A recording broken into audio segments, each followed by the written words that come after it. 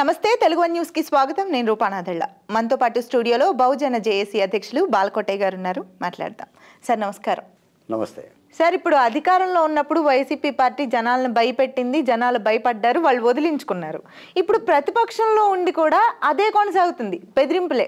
మన పేరుని నాని కన్ను కొడితే వేసేయాలంటున్నాడు, జగన్మోహన్ రెడ్డి రప్ప రప్ప అంటాడు, రోజా అలాగే మాట్లాడుతుంది, రజనీ అలాగే మాట్లాడుతుంది. ఏం చేస్తుంది కూటమి ప్రభుత్వం? వాళ్ళు భయపడితే కూర్చుంటున్నారా ఏంటి? సాధారణంగా ఈ రప్ప రప్ప రాజకీయం మీద మాట్లాడటం నాకైతే ఇష్టం లేదు. మీరు అడుగుతున్నారు కాబట్టి చెప్తున్నా. చెప్పండి. ఉరికిచ్చేవాడికి పరిగెత్తేవాడు లోకువ. వీడు పరిగెత్తుతున్న కొద్ది వాడు ఉరికిస్తూనే ఉంటుంటాడు. వినేవాడికి చెప్పేవాడంటే వినేవాడు లోకువ. అంటే మనం వింటుంటే వాడు చెప్తూనే ఉంటుంటాడు. ఇక మన బంతి పువ్వులు, మల్లెపూలు, కాలిఫర్ పువ్వులు చెవులు పెట్టుకుని వినాలి. రక్తం కక్కాలి చెవులు అమ్మటే, వాడు చెప్తూనే ఉంటుంటాడు. ఇప్పుడు ఏమన్నారు మీరు? పేర్ని నాన్నగారు ఏమన్నారు? కన్ను కొడితే వేసేయాలంట. కొట్టమాను, కన్ను కొట్టమాను. ఎవడు ఆపాడు కన్ను కొట్టకుండా? పిల్లం దగ్గర కొట్టొచ్చు, వాడి ఫ్రెండ్ దగ్గర కొట్టొచ్చు. కొట్టమన్నాడు కన్ను. ఎవడు కొట్టొద్దు అన్నాడు? లొట్టబోయిందా కన్ను?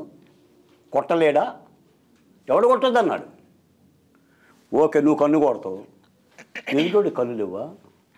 వాడు కన్ను కొట్టడా మేడం? 11 వచ్చి నువ్వే కన్ను కొడితే 124 వచ్చి నువ్వు కన్ను కొట్టాలి? చెప్పండి.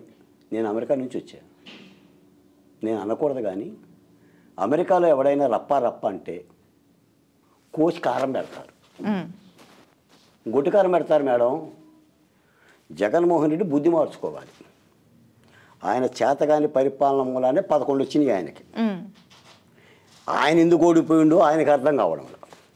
ఇంకా నేను రప్ప రప్ప నరికేస్తాను, వేసేయండి, నరికితే మంచిది కదా. పోనీ ఎవరు నరుగుతారు? రూపాగా నేను నిన్ను అడుగుతున్నా.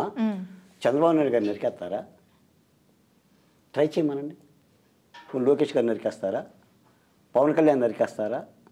ఎవరు నరుకుతావు నువ్వు? లోకేష్ గారిని, చంద్రబాబు నాయుడు గారిని, పవన్ కళ్యాణ్ గారిని నరకలేకపోయి ఉండొచ్చు.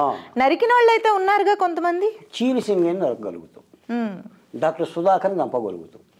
ఎవరు చంపుతావు నువ్వు? వాళ్ళు మనుషులే కదండి. వాళ్ళనే కదా నువ్వు చంపేది. దానికి రప్ప రప్ప అక్కర్లేదు. చీరసింగని టైర్ కింద తలపెట్టుకుంటే రప్ప రప్ప కావాలా? మొన్న 5 ఏళ్ళ పరిపాలన రప్ప రప్పనేనా?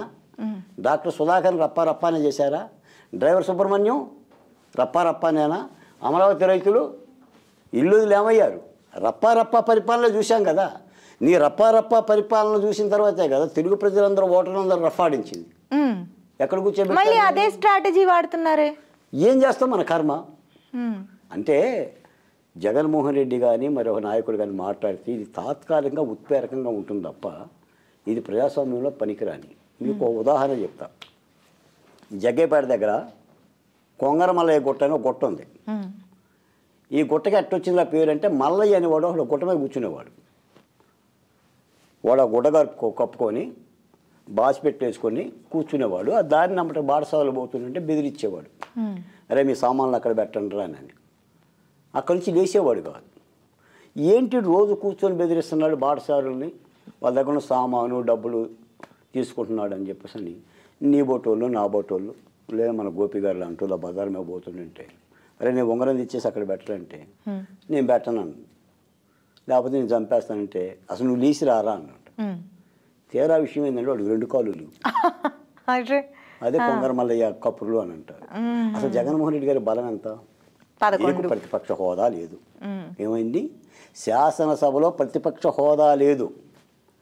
175 సీట్లు వస్తాయన్న ఆయనకి 11 సీట్లు వచ్చినాయి.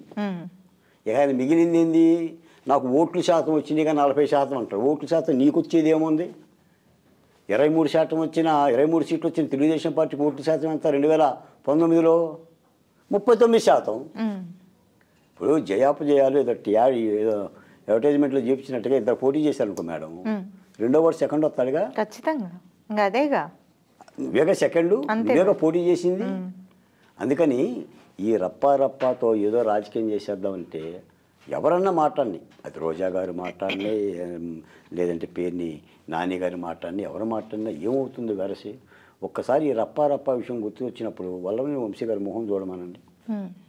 ఆయన అలాగనే మాట్లాడు. రప్పారప్పాలా మాట్లాడి వెరసామైంది. ఎంతోమంది జగన్మోహన్ రెడ్డి గారిని నమ్ముకున్నందుకు ఈ రోజున మద్యం డంప్ ఎక్కడుంది మేడం? డబ్బులు దుబాయ్లో దాశారంట. దుబాయ్ వరకు వెళ్ళిపోయిందండి. ఇప్పుడు చేసిన ఈ అవినీతి చిట్ట వీటన్నిటిని కూడా గుర్తుకు రాకుండా ఉండటం కోసమే జగన్మోహన్ రెడ్డి గారు ఒక ఉద్రిక్తత వాతావరణం సృష్టించడానికి కొత్త ఇష్యూ చేస్తున్నాడు. కానీ అయినా కూడా ప్రభుత్వం దీని మీద చర్య తీసుకోవాలి. ప్రతివాడు రోడ్డు మీదకి వచ్చేసి కత్తులు పట్టుకొని కోలాటం చేస్తాం, మేకలు నరికి రక్తాలు జిమ్మేస్తాం, కొట్టేస్తాం, కన్ను కొట్టండిరా, అర్ధరాత్రి వేసేయండిరా, పట్టపగలేయండిరా, అసలు చెప్పనక్కర్లేదురా, ఇల్లు నరికేయండిరా, ఇటువంటి దుర్మార్గమైన మాటలు సాధారణమైన పౌరులు మాట్లాడితే ప్రభుత్వాలు ఊరుకుంటాయా మేడం? ఊరుకోగా. మరి ఎందుకు ఊరుకుంటున్నారు వీళ్ళు? ఎందుకు ఊరుకుంటున్నారు? అదే ప్రశ్న ప్రజలు అడిగేది, కార్యకర్తలు అడిగేది. ఎందుకు ఊరుకుంటున్నారు? అధికారంలో ఎందుకు ఊరుకుంటున్నారు? పోలీసులు ఎందుకు ఊరుకుంటున్నారు? సాక్షాత్తు పోలీసు వాళ్ళ ముందు నిలబడి పోలీసు వాళ్ళ గుడ్డలు ఎప్పచేస్తానని చెప్పి నువ్వు మాట్లాడి మరి పోలీసు వాళ్ళ రక్షణ నాకు ఇవ్వట్లేదు, పోలీసు వాళ్ళు నాకు రక్షణగా ఉండాలి, నాకు ఈ రూప్ పార్టీ లేదు, ఎంతమంది పోలీసు ఇంకా నీ దగ్గరే ఉంటారు పోలీసు వాళ్ళు, వాళ్ళ గుడ్డలు నువ్వే ఎప్పచేస్తానని.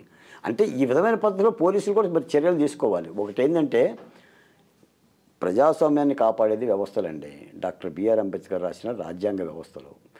ఆ వ్యవస్థలనే పనిచేయనివ్వగలగాలి. ఏ ప్రభుత్వం అయినా సరే పనిచేయనివ్వగలిగితే ప్రతిఫలాలు వేరుగా ఉంటాయి. పోలీసు వాళ్ళ చట్టం చేతులు కట్టేసేసి చేయగలిగింది ఏముంది? కాబట్టి ఇప్పటికి కూడా ఆంధ్రప్రదేశ్లో ఒక విధంగా ఏంటంటే 28 రాష్ట్రాల్లో లేని గోలండి ఆంధ్రప్రదేశ్లో ఈ రప్ప అనేది. ఇది జగన్మోహన్ రెడ్డి గారు వ్యూహాత్మకంగా కావాలని అంటున్నాడు. తద్వారా ఏంటంటే తెలుగుదేశం వాళ్ళని భయపెడదామనో లేదంటే రాష్ట్రానికి పెట్టుబడుల కోసం పెడదామనుకున్న వాళ్ళని భయపెడదామనో ఆయన ఒక వ్యూహాత్మకంగా చేస్తున్నాడు. కానీ అది కూడా ప్రభుత్వం కట్టడి చేయకపోతే ఇబ్బంది అవుతుంది. ఎందుకంటే రాష్ట్రంలో శాంతి భద్రతలు కానీ ఒక ప్రశాంతమైన జీవన గమనం లేకపోతే ఏ పల్లెలో కూడా కష్టం అండి, బతకలేం. మనం ఈ రోజున మీరు కానీ నేను కానీ ఒక ఇల్లు అద్దెకి తీసుకుందాం అనుకుంటేనే ఆ ఊరు ఎలా ఉంటుంది, ఆ ఊర్లో ప్రజలు ఎలా ఉంటాయి, కొట్లాట్లు ఏమైనా ఉంటాయి, ఆ మడ్రలు ఏమైనా దొరుకుతాయి, ఆ దొంగతనాలు దొరుకుతాయని ఆరా తీసుకొని అద్దెలోకి తీసుకుంటాం. మరి ₹1 పెట్టుబడి పెట్టేవాడు నీకు రాష్ట్రంలో ఎలా వస్తాడండి?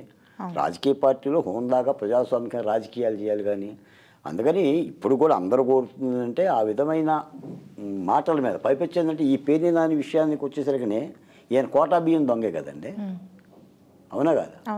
కోటా బియ్యం అమ్ముకున్న వ్యక్తి ఏనే కదా, దాదాపు 7,000 బస్తాలు. ఆ విషయంలో కూడా ప్రభుత్వం ఏమీ చర్య తీసుకోలేకపోయింది. ఏదో ఉపశమనం కలిగించినట్టుంది, ఏదో నష్టపరిహారం మీద కట్టించుకొని. కాబట్టి వీటన్నిటి మీద కూడా చర్యలు ఉండాలండి.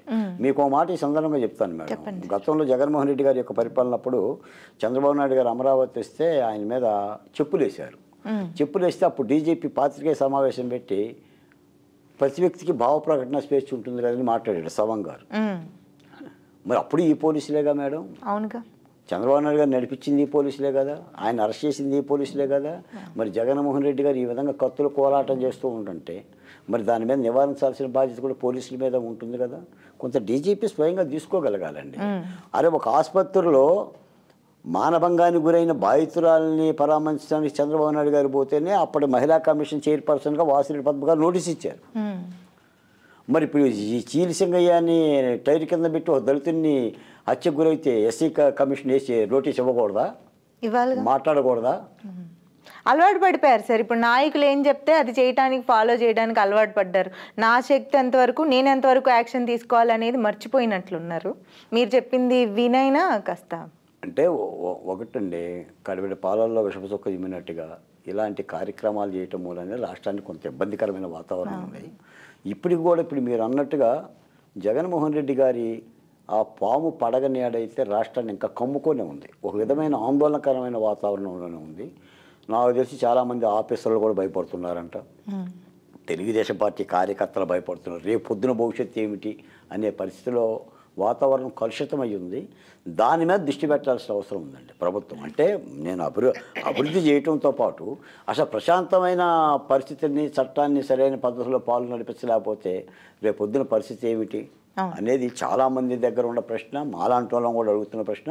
తప్పనిసరిగా ఈ క్రిమినల్ రాజకీయాలు అంటే నేర ప్రవృత్తిని ప్రేరేపించే రాజకీయాల మీద చట్టం సీరియస్గా నిట్టారుగా నిలబడాలి తప్ప తల దించి నిలబడకూడదు.